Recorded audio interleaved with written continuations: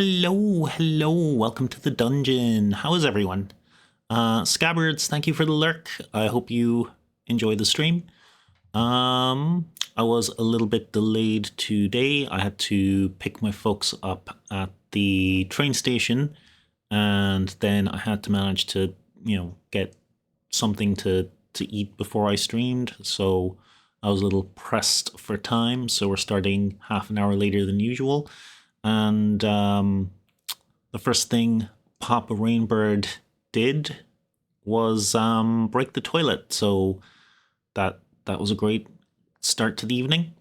There is one or two things I want to set up really quickly in StreamerBot. And then what I want to do is we're going to talk about D&D for a while. Specifically, the game I played last Saturday. I mostly want to talk about the character build as opposed to talking about the story of that. But that's a nice framing for it.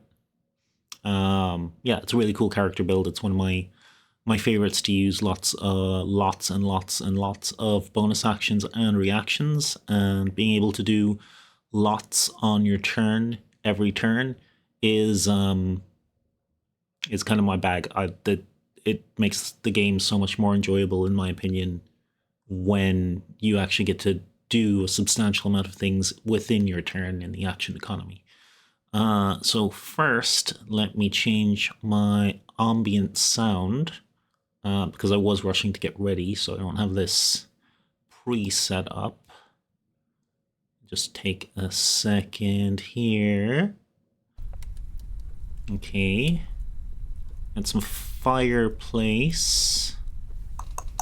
Which one's the fireplace? Fireplace. We'll turn up the fireplace a bit. And we'll turn up the ambient rain and thunder, so every now and then we'll get a nice little thunderbolt in there, make things dramatic. I'm also looking into getting some royalty-free starting music rather than just the sort of forest noise. Maybe something kind of funky, progressive jazz, kind of eerie and creepy, just to go with the dungeon theme. And I might overlay that with forest theme or something like that.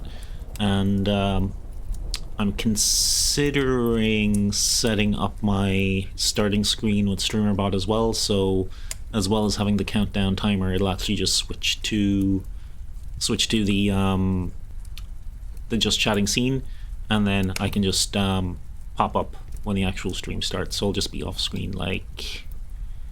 Never mind, that's not working. Hey, Ymir! Ymir is here. How's it going, buddy? I'm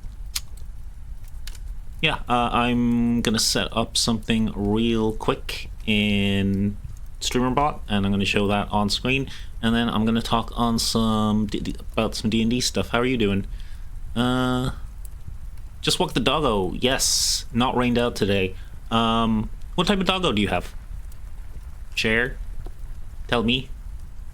Tell me. Hang on. Which button is it? This one? Tell me. Tell me all about... I love doggos. Tell me all about it. And at the same time, I'll set up to do the thing I want to do.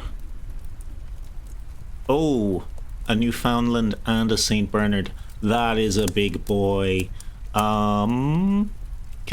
Can you share a photo in the Discord? I won't show it on stream or anything, or send me a DM because I want to see it. That sounds like a great big puppy.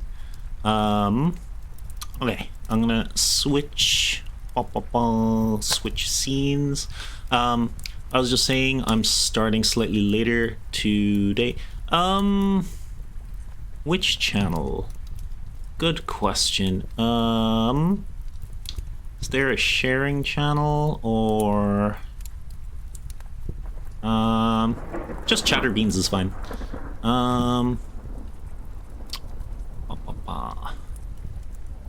That didn't distract me. I'm focused.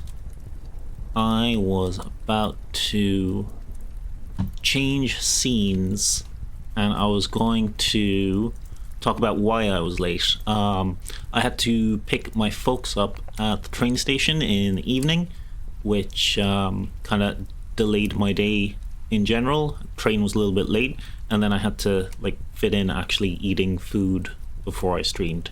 And then the first thing Papa Rainbird did here is break the toilet. So, you know, that's a great start to the week. Yes, StreamerBot is what I was going to do next. So I already have my desktop shared. Okay. And no, I just have my browser shared. One moment. We want browser capture off and desktop on. There. Haha. I can work stuff. And want to put me over in the corner. Only I put me in the corner. Thank you. I'll look at it in a minute. I'm sharing my desktop, so it would come up live, unless you don't mind it being shared live. What I wanted to do was set up a notification and give a shout out when I get raided, because Ymir, I forgot to shout you out yesterday, and I would like that to happen automatically. Let's see the doggo. Let's see the doggo. Doggo. Chatterbeans. Oh my gosh. Oh my gosh, what a big boy. Hello, Zuko. Hello, Zuko. Like Airbender Zuko? He's such a good puppy. Oh, he's all wet. Look at him. He's the best boy. Oh, I adore him, Ymir. Oh. Yeah, he definitely needs a lot of walking, I imagine. Okay, focusing. Okay, we're gonna add a new action. We're gonna call it Raid Shoutout. Raid Shadow Legends. I almost wrote out Shadow Legends after saying it, but I stopped myself. Alright, Raid Shoutout.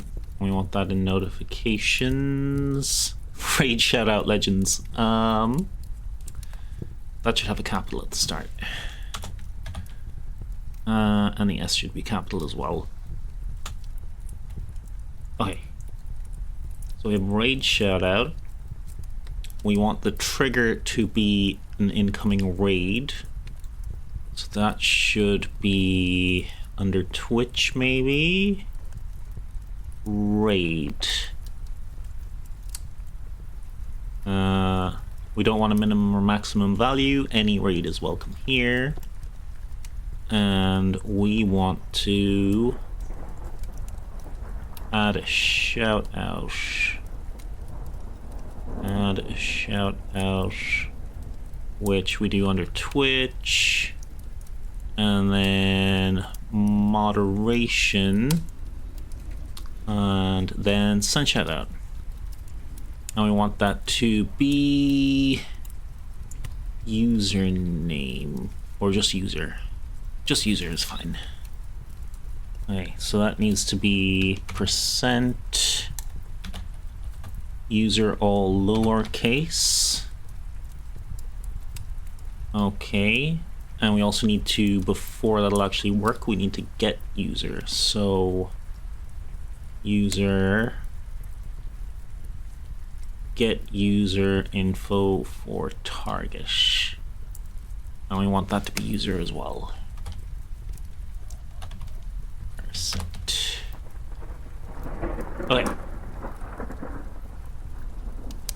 Okay. Someone raids. We get the target user's info, and then they get shouted out. That should... Let's do a quick test to see if that works.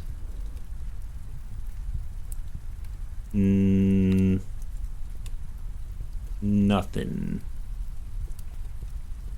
Oh, you don't have to do anything, Ymir.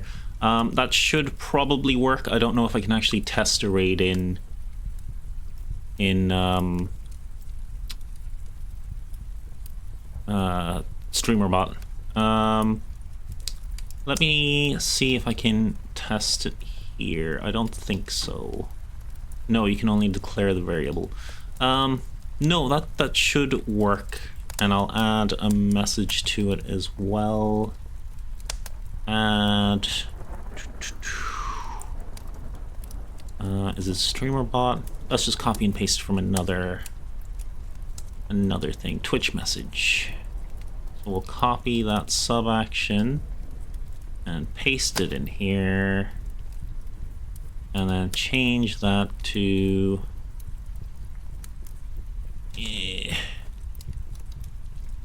username. Thank you for the raid and GUI guiding. Is there an E in guiding? There's no E in guiding, is there?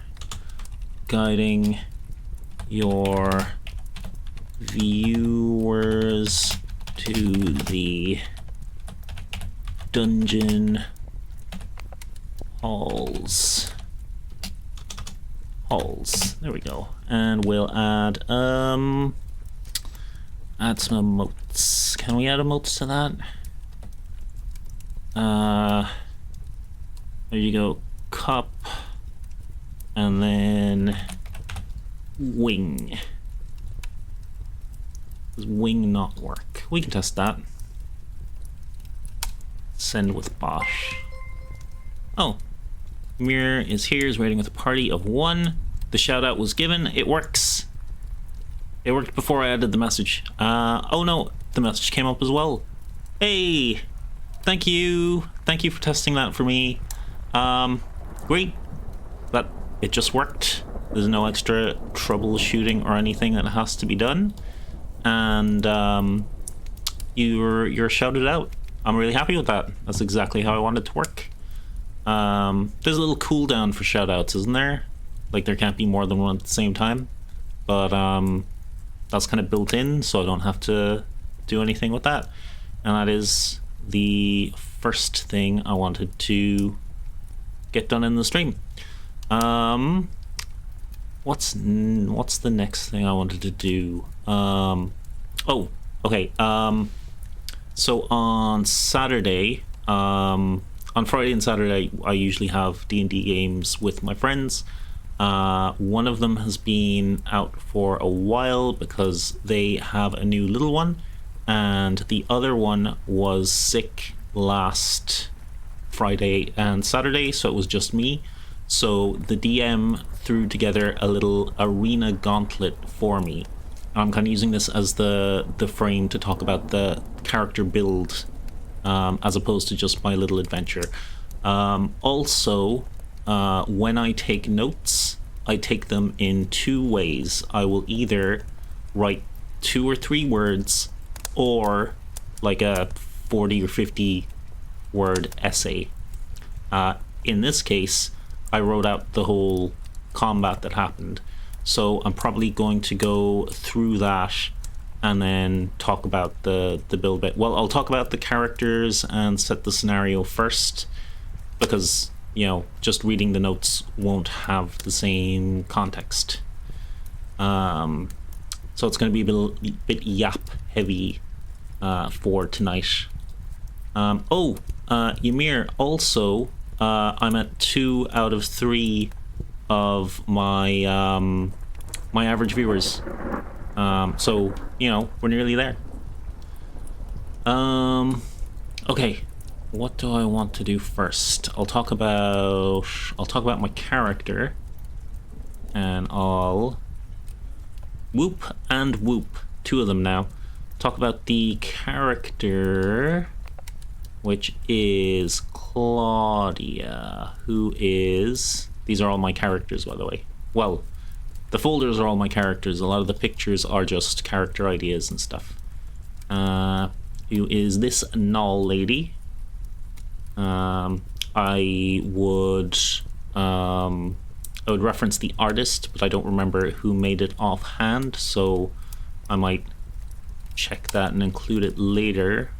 It was just a picture through Google that I liked for the character, and you know, we don't stream our games or anything, so it's usually not a worry. I would like to shout out that artist, so I might do a reverse Google search later and check for the name.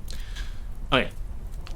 I'll move this the whole way over here. Chat's still kind of on top of it. Okay, so Claudia is a Null, which is a hyena person, essentially.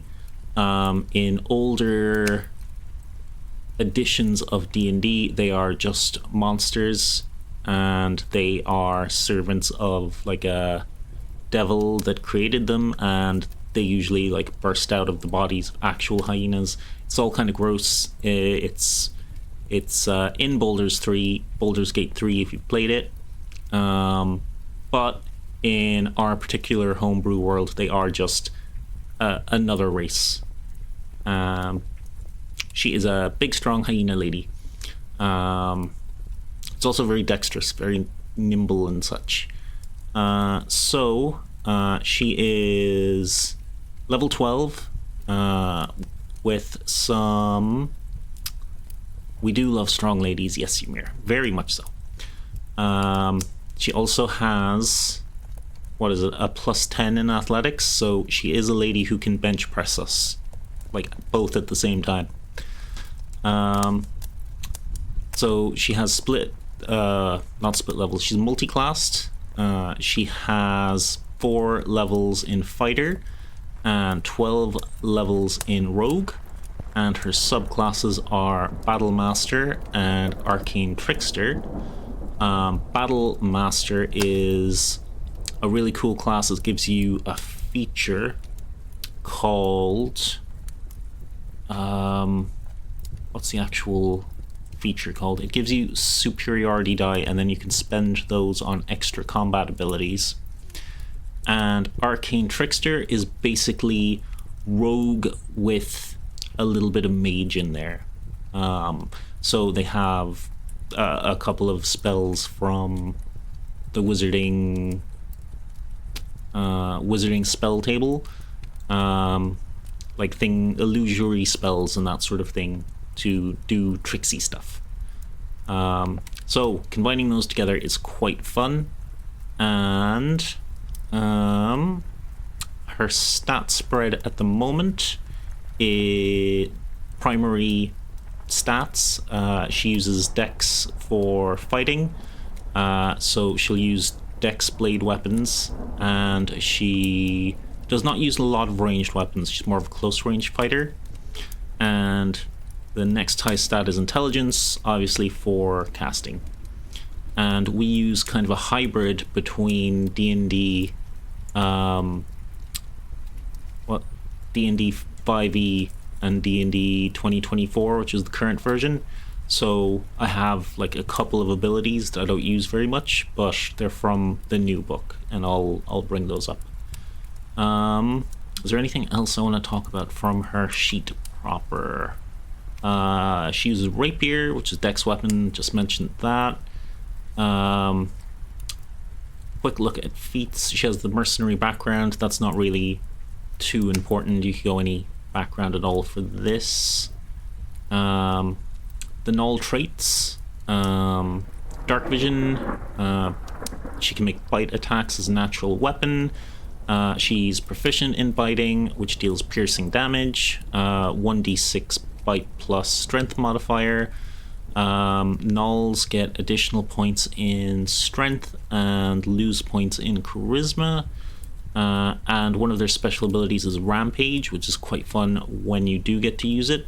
It's basically once you eliminate an enemy, you get half your movement as a bonus action to run over and bite something.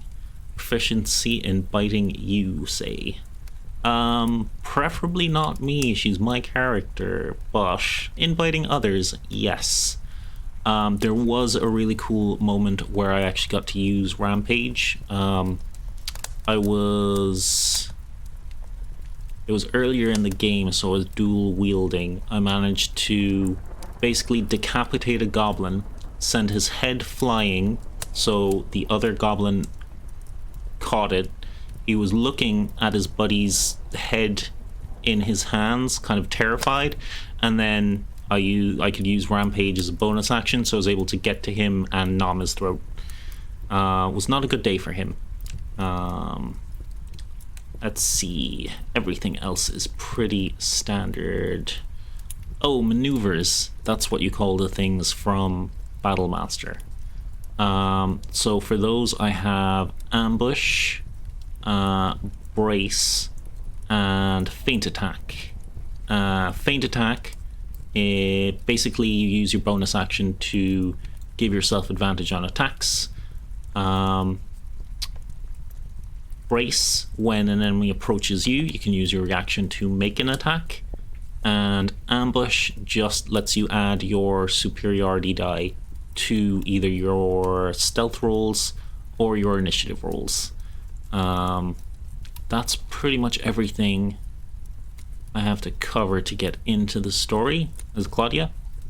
And she has Find Familiar as one of her spells from Arcane Rogue, or Trickster Rogue, Arcane Trickster Rogue, and like a pretty common combo.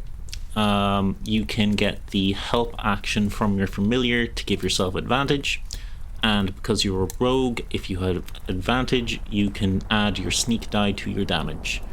So Gwandara is my little owl buddy. I do have a token for her.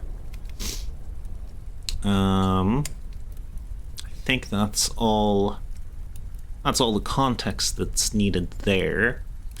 The context for the campaign, how much do I have to get into that? Probably not too much. Long short, there is a druid cleric called Tumble, and there is a bard with, I think, a level or 2 in fighter. He's a minotaur called Gaston. Those are her 2 buddies. And I think I can just get into the story from there. Gaston also has a pet basilisk called Scampy. And then we have a couple of NPC followers. But I can pretty much just read through my notes from the other day. So it was an arena-style adventure. It was set in a sort of dream sequence thing with 3 rounds against a couple of different combatants, and they went up in difficulty each time. Okay. And I did write it out like a narrative story. So in the last adventure, we pretty much just beat like a big boss. We got a reward each of a book that would increase one of our mental stats, wisdom book for the cleric druid, charisma book for the bard, and an intelligence book for my character Claudia, the intcaster. So I'm going to do a little bit of reading, if that is okay. Better me than you to have to do the reading. Okay. And I cover some of the events that happened as well at the start, which is good. After a few hours of hard study, Claw felt her eyes weigh heavy. Laying on her bedroll, something about running solidly for several hours, and being in a fight with 2 golems, a golden drake, a swim through powerful currents in an underwater tunnel system, a golden dragon, and a volcanic devil was finally catching up with her. Her body was at its limits, and now her mind. It was nice to have some time to sit and read, though the arcane runes did hurt the back of her eyes as the glyphs glowed and rotated on the page and settled in her mind. Glancing up, a small smile pulled at the corner of her mouth. Except for some occasional banter, she'd never seen her compatriots so quiet and focused. Tumble's face buried in the wisdom book, Gaz holding the charisma book upside down with one hand, while rubbing Scampy's belly with the other. She assumes the charisma book would still work despite the orientation. After all, surely appearances are part of charisma, and he looked the part. Perhaps Tumble does know how to throw a study party. I don't know where he got the snack bowl, but these thinly sliced potato fries are really good. Like, really good. Crunch, crunch. She rereads the glyph on the page. At her limit, she doesn't seem to be able to absorb the information. The 37th degree of meridian from the Zibinal root is equal to her eyes start to shutter closed. Equal to Mordecai's theorem. The square of Mordecai's theorem. Murmuring in sleep's grasp. I bet the charisma book doesn't have math. The book comes to rest on her snout. Okay, and then we pretty much are asleep, and then we sort of ran this sort of arena gauntlet for the weekend. So this is the first match. I'm calling it rematch because we fought a gang of 3 NPCs, so it was sort of a 3-on-3 thing, and we kind of made an offhand comment that it would be really cool to see how each one of our characters would match up with the one we didn't get to fight. So my character got matched up with the sort of heavy-hitting, giant, two-handed, sworded, muscly, huge guy, while there was a caster and a sneaky guy that the other two had to deal with. Standing at the gate, I'll bring up the picture and give the context as well. Or should I read the first part? I'll read the first part and then give more context. Standing at the gate of the Peacemaker's Arena, with Guan fluttering next to her. That's Gwandara, her owl. We call her Guan. The crowd cheers in excitement, filled with familiar faces, the goblins, hobgoblins, and bugbears of the town, and that odd golem fellow feeding his birds with seed. Behind her, her friends, Tum, Schutz, Banjax, Scampy, and Gaz. Gaz was shirtless, wearing sunglasses with a brass vuvuzela. The arena was a sporting event, after all. In his box, opposite her, the Peacemaker, arm raised, hyping up the crowd, and below him, Scourge. She recognized the Gnoll with the white mask and skull. Didn't we kill that guy? Doesn't Gaz have his mask? So I'll bring up a picture real quick. So this was the arena. This is my team down here. That is Gaz and Scampy, Bard player, and their little basilisk. Schutz was an NPC who's accompanying us. He's a little ranged archer. This is Crush. He is he's the big guy from the gang I just mentioned that we had to fight, and we each took one on. I ended up taking him alive and bringing him over to our side. So he is our big guy now. This is Banjax. He is another NPC follower, and that is Tum or Tumble, who is the cleric druid. And they're all up there cheering for Claudia, who is right there. And this is the Peacemaker and the people of his town. We saved them. We saved that town. So they also have an arena, and they threw some matches for us afterwards. So that's just the context there. Okay, and continuing.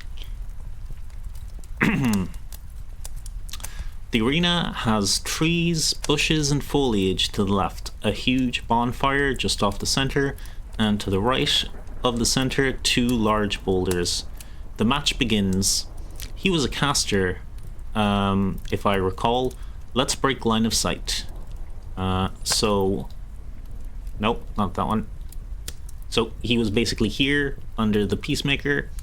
Claudia got the highest initiative and then made it for the foliage over here. I don't think I'll go back and forth on the map too much. I just want to give like an idea or the context so you know where everything is. Claw, being quickest off the mark, dashes to the bushes, stealthing on the way and disappearing from view. "Are you not entertained?" shouts Scourge, a little earlier for showboating, I thought, and moves behind the bonfire. He might not know where Claw is, but he knows where she isn't. Claudia stealths and moves up through the greenery, trying to get into a position where she can cover the ground to get to him in one movement. But as she moves, she feels a sharp needle, like a stab in her side, resisting a powerful poison, as Flick, who was the third member of that group, lashes out of the bush with a held action. "Thanks, now I don't have to look for you." Claudia gives a toothy grin, and she launches a feinting attack, critting and dealing massive wound on our first strike. Not 20. Flick swings in another attack, catching Claw under the arm where she'd previously hit, but his grin fades as the blade bounces off a shield spell. Gotta have that shield spell, level 1, adds 5 to your AC, making you much harder to hit. If you can get the shield spell on your character, it's like a no-brainer. With his offhand, he manages to smash a vial of poison on Claudia's neck. She is unaffected. Staring him down with an intimidating glare, "You almost could have been useful to me." He glances over his shoulder to his boss, disengages, and pegs it. Not fast enough to escape Claudia, but he doesn't know that yet. Claudia has the mobile feat, so she has 40 feet of movement, and she is a rogue, so she can dash with a bonus action as well as her dash, giving her a max distance of 120 feet in one round, which is very tasty. Scourge gets a hex in on Claw. She recognizes the spell, stares him down, and speaking in Null, shouts, "You what, mate?" Because Null should obviously be Scouts. What other language would hyenas speak? Claudia gives chase to Flick.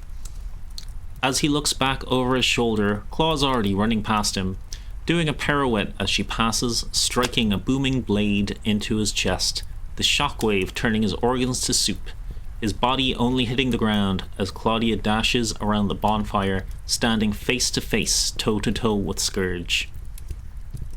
And we have the Obi-Wan, "Hello there."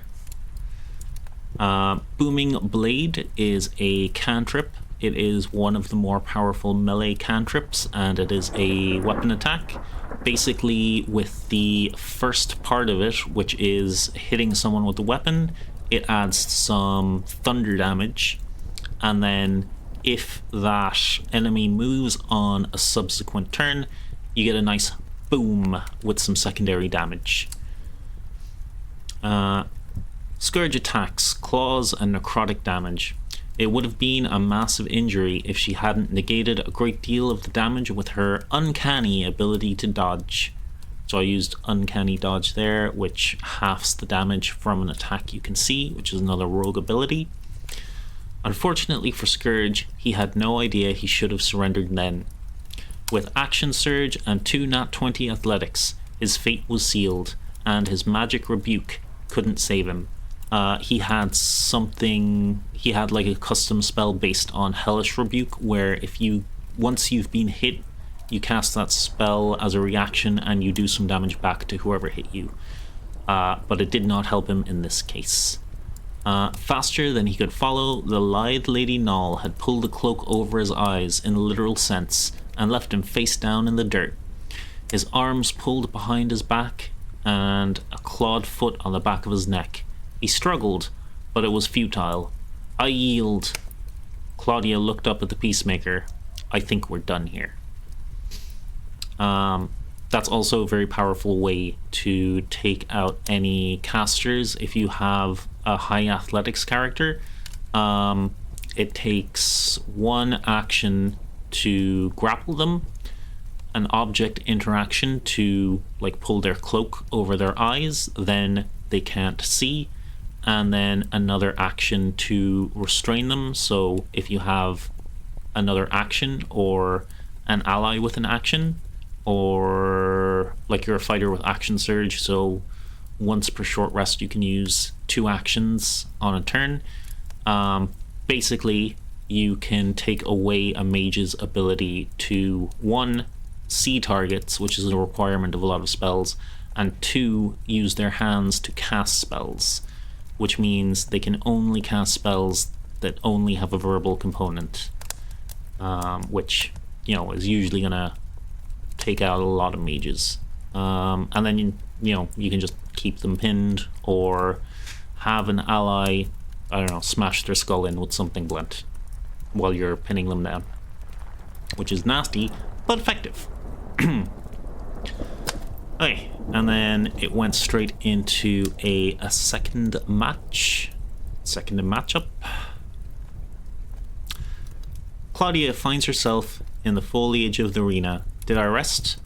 A second round? Juan in the bushes next to her. Crushes with the guys in the audience.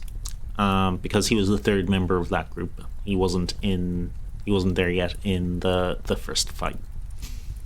Glad he wasn't in the last fight. Good work past me. The gate began to open. Claudia hunched down, stealthing. A blast of rolling fire burst out of the gate, leaving scorched smoke. Oh, biscuits. I don't like that. As the gate fully opened, the golden drake dragged itself in with surprising speed. So a drake is more like a big fat crocodile than an actual dragon. Oh shit and biscuits. Claudia took a shot with from her hidden position with her crossbow, nailing it between its scaly plates. The creature moved quickly in the direction of the bolt, running out of movement and a dash action inches from Claudia's position, sniffing at the bush where she was hiding in. So it manages to use its full movement to get to where Claudia was, but it wasn't able to get a high enough perception to actually beat her stealth, so she wasn't found straight away on front of it, and it gave her a chance to get an attack in. Claudia fired off a Hex Strength, so that's the Hex spell, which will add a little bit of necrotic damage to your subsequent attacks.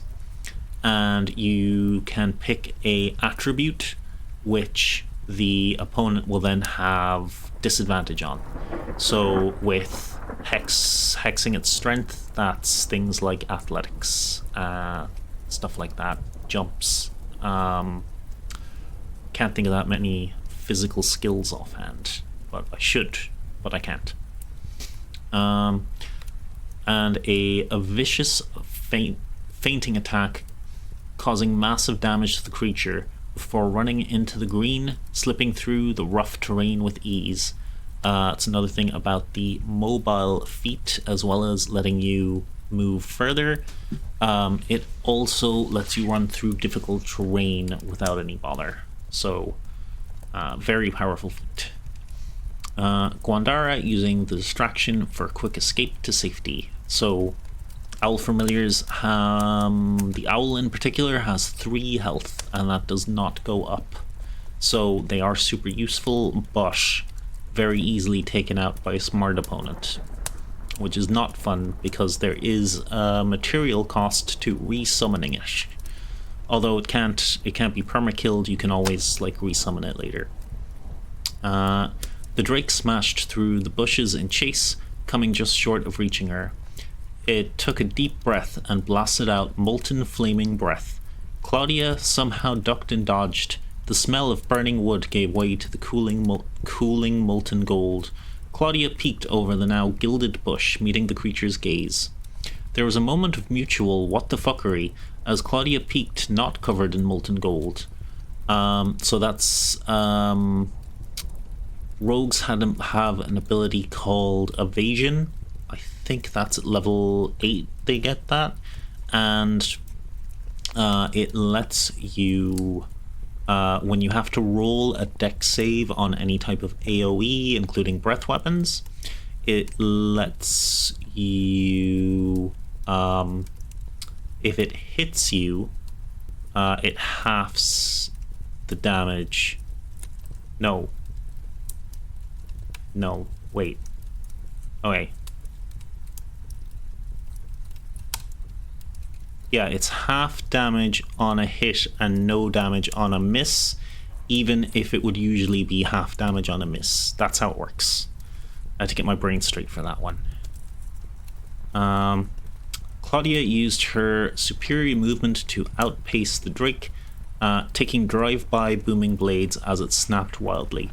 So because I had more movement and because I don't take attacks of opportunity, because of the mobile feat, I can basically run in and run away without it getting a hit on me, and then it has to keep chasing me down. So as well as that, using Booming Blade means that it has to chase me down, but every time it does chase me down, it'll take a little bit of the Booming Blade boom damage for moving.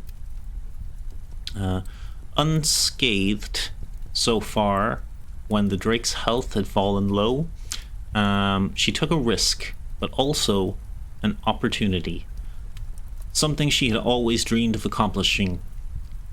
She charged the Drake, grappling its jaws. She dug her feet into the ground, her feet claws locking into the ground like bolts. With an action surge of adrenaline, every muscle engaged and strained to their limits as the creature's heft lifted off the ground. Her heart pounded painfully, tendons barely holding, lungs burning. But this is it. Her destiny, suplexing a fucking dragon. With a massive crash, the beast slammed into the ground, the sheer weight coming down, damaging both of them. So that was 2 athletics rolls and a nat 20 on both. I was rolling hot that night, guys. Laying on the ground, eye to eye, Claudia stared for a moment. The event that just happened, intimidating the beast to its core. So I actually rolled super high on an actual intimidation roll. The intellect behind the creature's eyes, seeing its own reflection in hers, went from rage to confusion and finally fear. That was how the DM described it, so I was just transcribing that. Not yet done, Claudia bounded to her feet, dashing backwards from the creature and taking a stance, ready to strike a finishing blow. But the Drake recoiled back, trying to hide behind its own tail. The Peacemaker stood, giving the thumbs up. The crowd broke out in cheer. A bouquet of tulips were thrown into the arena. Claudia broke her nonchalant character, running over to pick them up, having a girly pop moment before realizing herself and trying to strike a cool nonchalant pose while blushing. Actually, there's a lot of people watching. She feels anxiety run up her spine. So one of the backstory things about Claudia's characters is she's actually quite stage frightened. And that is done for the second round. There's only 1 round left. So I'll go through this one. Oh, I forgot to put this up here. Oh, we got 2 viewers. Thank you very much, whoever's out there. Very much appreciated. Okay. So the last part is lightning and thunder. Lightning and thunder. Which I have in the background audio. Suitable. And then I'll have a quick go through of the actual stats and abilities, because, well, not the stats, I kind of went through the stats, but I have a nice little Excel sheet that I use to keep track of everything. That's, I think, a little more clear, and I can talk about the abilities real quick. Okay. Claudia found herself hiding in the greenery in the arena again, rested and ready for the next round. As the arena gates began to rise, they were blasted open, sparks of lightning flitting and zapping around about the destroyed remnants. Well, fuck me sideways. Claw looked to Gwandara, her owl familiar whispering. She was whispering, not the owl familiar was whispering. You better sit this one out, but stay ready. The small owl nodded dutifully, taking off and circling the central arena. Through the gateway stepped an adolescent blue dragon. Breathing in, its chest glowed and lightning bit at the air around it. Claw could smell the ozone as she felt her fur prick up. It surveyed the arena, not seeing its target, and, with a loud crack of its wing, it took to the air, rising up to about 60 feet. That might be a problem. Claudia let out a sighing growl. Fighting dragons high up in the air. Why break the habit? Because I think this would make the third time that's happened for her in recent memory. She bolted from her concealment. Just before reaching the spot directly under the dragon, she cartwheeled and kicked into the air, giving herself as much height as possible before her inertia ended. She activated a magic item. A plume of dust and sand, she disappeared, reappearing high in the air before the dragon. So that is actually an item that Chatsark has added in the Discord, in my Discord, in the homebrew section called the Kleppy Doll, I believe. And it is basically attuned, and it is pretty much a 60-foot Misty Step instead of 30 feet. Once per day, though. Perfect for reaching those 60-foot high dragons. Reaching and grabbing around its serpentine neck. Hi, remember me? She stabbed into its pectoral of its wing with a powerful booming blade. So that is like the muscle just on the top of a wing, or at least it is for birds. I'm not fully sure how dragons work. I'm just assuming they'd be similar in design. I guess bats have similar designs as well. The wing gave way and both plummeted, spiraling to the ground. The spinning left Claudia dizzy, ready to lose her lunch. Dex save. Roll for under or on top of the dragon, said the DM.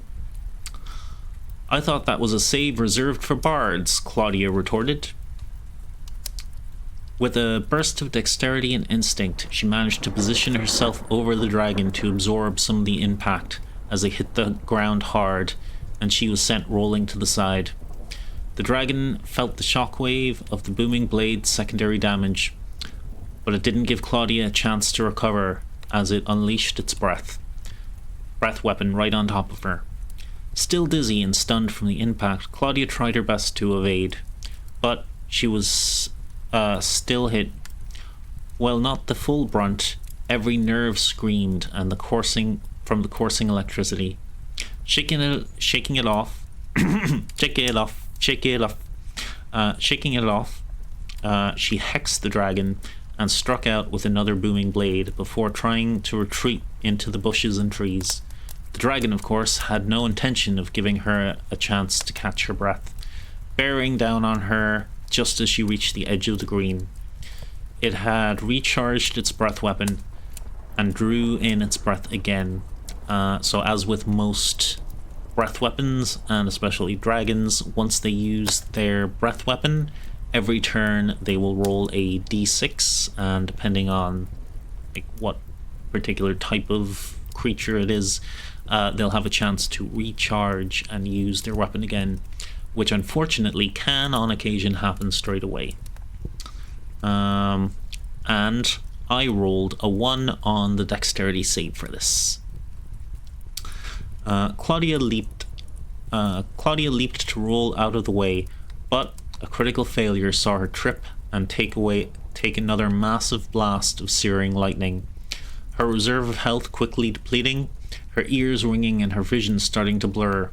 Then, a boom, thunder, her booming blade's secondary damage, set off by the dragons moving, snapped her out of the daze. I'm close, but I'm not down yet. Second wind. That's a fighter ability that lets you recover a little bit of health. She focused, drawing every bit of vitality and strength her body could muster. She took a stance, digging her foot into the ground.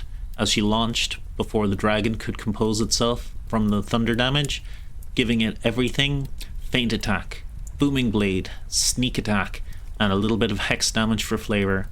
The dragon was wounded, and wounded badly at that. Claudia withdrew into the greenery. The next strike would decide this. In a single bound, the dragon was upon her again, rearing back, all claws and teeth. Another boom of thunder resonated in the dragon. Booming blade had done its work, and Claudia had braced, ready for the opening. So as I mentioned before, brace is an ability from fighter. It's a maneuver, and when an enemy comes to you, you can use your reaction to take an attack on it. X marks the spot. The dragon fell before her. She walked to the center of the arena, raising her sword as the crowd cheered and clapped. As the adrenaline wore off and her body had no more left to give, she fell forward, the world going dark. As she hit the ground with a thud, she jolted awake, the ancient tome still resting on her nose. Sniff, sniff. The smell of old book and a fry? Was Banjax cooking up a fry? I think someone who's suplexed a dragon deserves a fry. Yeah, so that is the story of the little adventure from Saturday that we played. The first two enemies were, I believe, CR 6 and 7. The Drake was CR 8, and then I think the dragon, which nearly took me out, was CR 7. Dragon suplex fry up, hell yes. Yep, that's how the math works out. If you suplex a dragon, you should automatically get a fry. That's my opinion. Okay, and this is how I lay out my characters. I moved a little affiliate thingy doodle. So basically I have all of my spell slots that I can knock off as I use them. I have my once per short rest and once per day abilities that I can knock off, and I have my superiority die, in this case because I'm a fighter, so not every character would have those. And then I have my abilities nicely labeled out, and then I have the particular spells and magic items that this character has. I have Fey Touched, so that is a feat that gives you Misty Step, and it also lets you pick one other spell ability. I did used to have Bless to buff everyone in my party, but I found that Bless has a range of 30 feet, and at the start of fights, the other two guys were never within 30 feet of me to cast it. So I decided to take Hex for myself, which I can cast as a bonus action. That is the Clappy Doll that I mentioned, that gives you the extra Misty Step, essentially, but 60 feet instead of 30 feet. And I also have it color-coded, so the yellowy gold ones are from a recharge on a long rest, so once a day essentially, and then the blue ones are short rest, which you get back in a day. And then I have a little action economy thing here. If I can't decide what to do, I can quickly reference it. So I just have my bonus actions and reactions, and I have a lot of coverage for my big weakness in this character is I don't have a lot of self-healing. I have 1 second wind, which is like a D8 plus a couple of points. It is not enough health to keep going in a big slog, but I do have a lot of damage reduction, so I can push down what I'm taking in a little bit. So things like shield, which gives you 5 to your AC, Silvery Barbs is really useful for trying to get an enemy to miss. I will have to do YouTube shorts specifically on that, so I can cause a big argument over that, because a lot of people have very strong feelings about that spell. Uncanny Dodge lets you basically half the damage from an attack you can see. Action, Dusty Step, Misty Step, Rampage. That and Evasion, which is the one I mentioned about AoEs. On a success, you take half damage, or on a failure, you take half damage instead of full damage. And then on a success, you take no damage, which is a really powerful rogue ability. And those kind of keep me standing. And then I have things like Brace, because Brace activates when an enemy comes to you as a reaction. If you can get advantage on a Brace, you can still use your Sneak Dice, because Sneak Dice are on a... you can get Sneak Dice on any turn. You just can't get it more than once on a turn. So the most often thing is you'll be using your Sneak Dice on your turn. You'll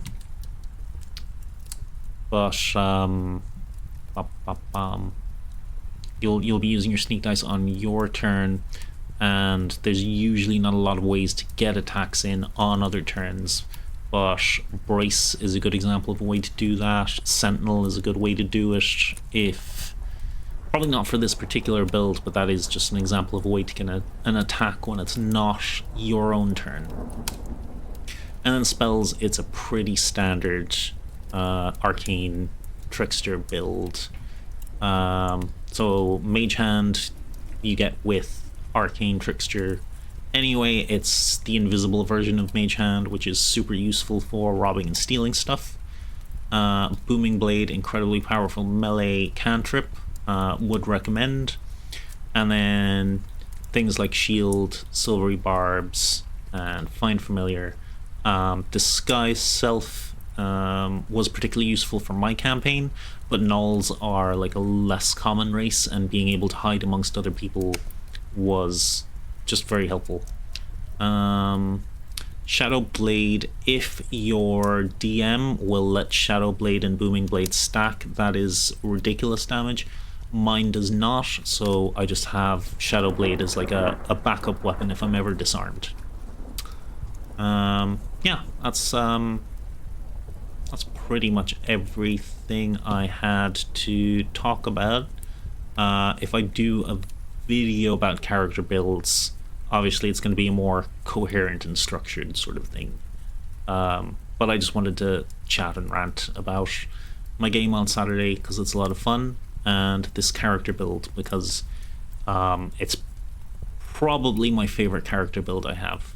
It's not the most powerful, it's not the most optimized, but there is always a bonus action or a reaction you can use, and you know, something to fill in situational stuff.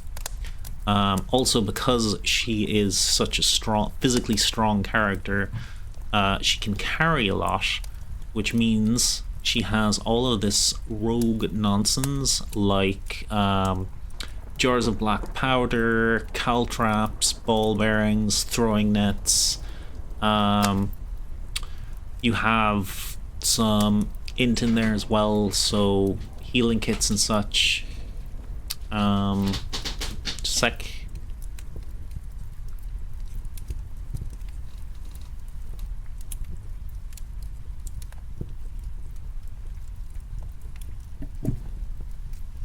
Sorry. My dad just came in to offer to make me tea. I think that is an apology for breaking the toilet. Okay. Yeah. That's kind of everything I wanted to talk about today. Let's go back to the dungeon. Yeah, I think I can wrap up there. Unless there's any questions. Ymir, if you're still there, do you play D&D? Like, did you have any interest in that at all? I have 2 people. I'll rate someone small. Be nice and rate someone small. Anyone? Let's sort by low to high. Wish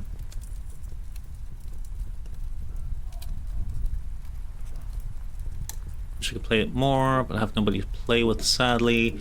Love Baldur's Gate 3 though. Yes, me too. It did such a good job of like everything. Actually, since the last update, that build I was just talking about is something you can play in the game. It wasn't doable before patch 8, but now everything you need is in Baldur's Gate 3. Ooh.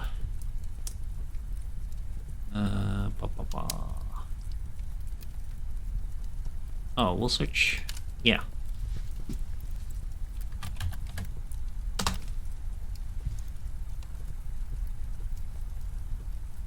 Do I have any?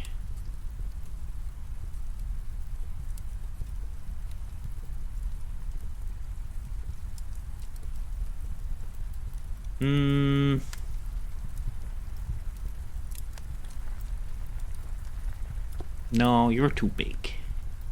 You're too big. I want someone small, like me. I want a little guy. Did I put in the tag that I wanted?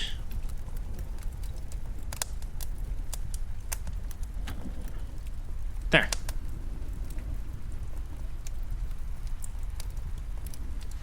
Okay, kind of prefer...